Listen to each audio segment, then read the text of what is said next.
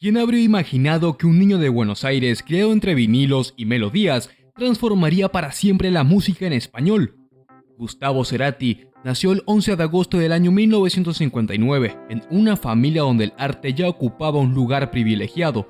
Su madre, fanática del bolerista chileno Antonio Prieto, y su padre, locutor de radio, sembraron en él una conexión profunda con los sonidos y las palabras, mucho antes de que pudiera soñar con un lugar inmenso que ocuparía en la historia. Desde muy pequeño, Gustavo encontró en el arte su manera de entender el mundo. Primero fue el dibujo, los cómics, los superhéroes como Superman y Flash, que copiaban historietas caseras, pero aquello solo era el comienzo de su impulso creativo.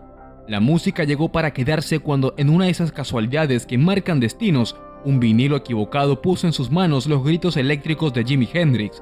Esa distorsión, ese desorden mágico, despertó algo irrefrenable en él.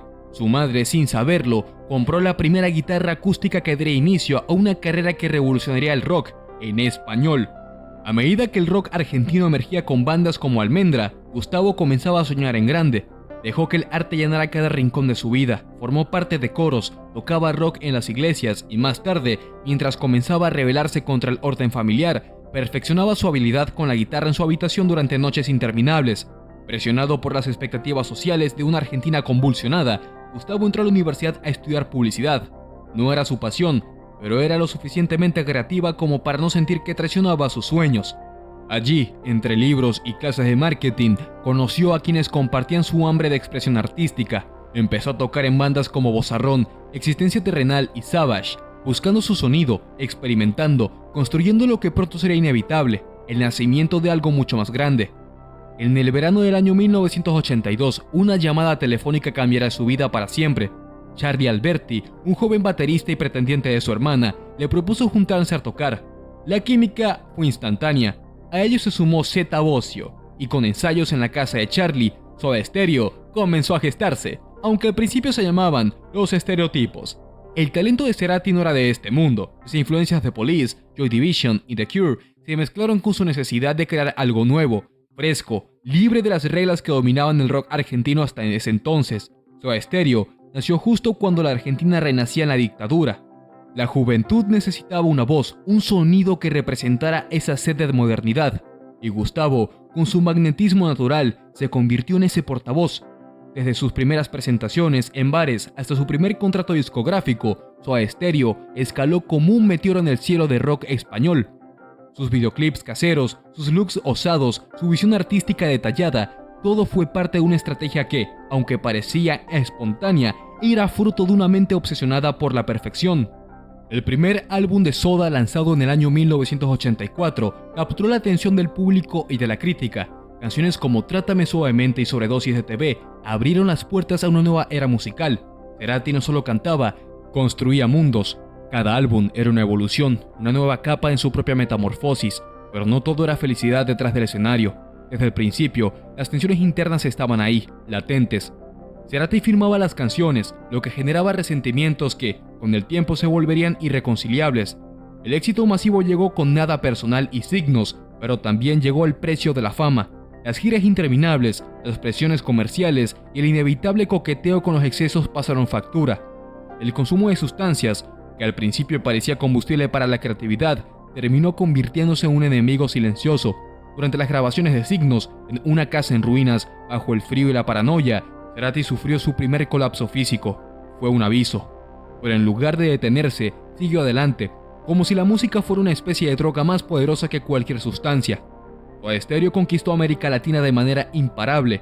Cada país caía rendido ante su sonido innovador, su energía en el escenario, su estética futurista. Canción Animal, en el año 1990, fue la coronación definitiva con himnos como de música ligera, que aún hoy retumban en cada concierto de rock en español. Pero internamente, el desgaste era brutal. Las tensiones personales y creativas explotaban. La traición de Gustavo al involucrarse con la pareja de Charlie Alberti solo aceleró el deterioro de una amistad que parecía irrompible. El dolor no era exclusivo de la banda, la vida personal de Cerati también se tambaleaba.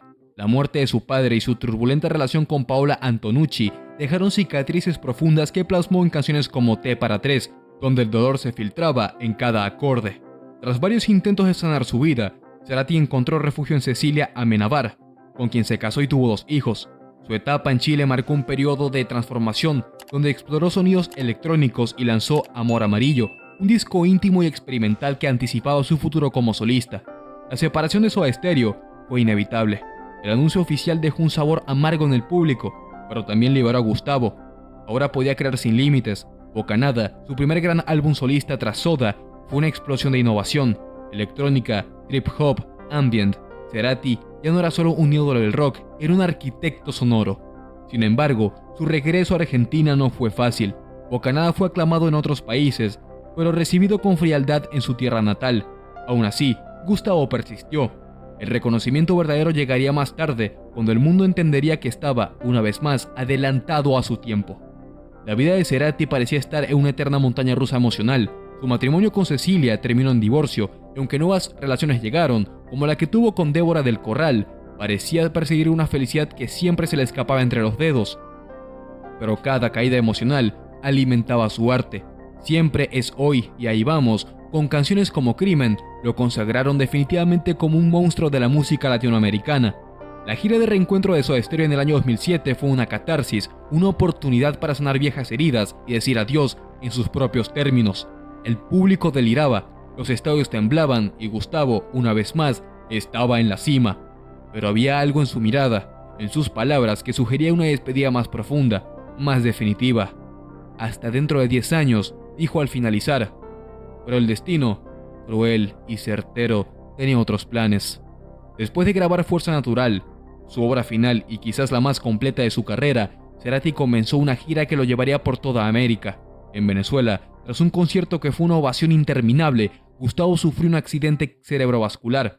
El escenario se apagó. El hombre que llenaba estadios con su voz quedó en silencio, atrapado en un coma que duraría 4 largos años. Su familia, sus amigos, sus fans, todos esperaban un milagro que nunca llegó. El 4 de septiembre del año 2014, Gustavo Cerati murió en Buenos Aires. Tenía 55 años, pero su voz, su guitarra, sus canciones, su espíritu, nunca se apagaron. Cada vez que suena una estrofa de Soda Stereo o una melodía de su etapa de solista, Gustavo resucita. No como un recuerdo triste, sino como una vibración entera en el corazón de quienes alguna vez se estremecieron con su música. Gustavo Cerati nos enseñó que el arte verdadero nace del dolor, de la soledad, del amor y de la pasión más absoluta. Su vida, con todos sus éxitos, sus heridas y su trágico final, es un recordatorio de que los grandes no son los que nunca caen, sino los que logran transformar cada caída en una nueva forma de belleza. Gracias totales, Gustavo.